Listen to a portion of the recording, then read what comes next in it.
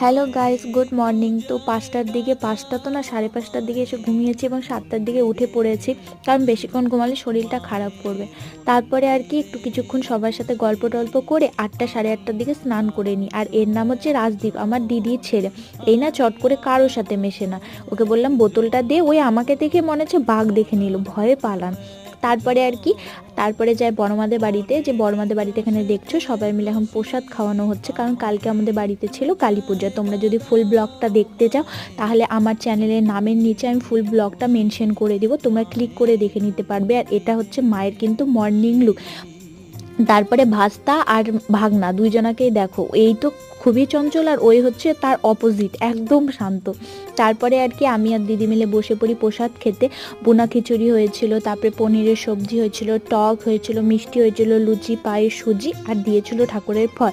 সমস্ত কিছু খেতে চলে আসি বাড়িতে।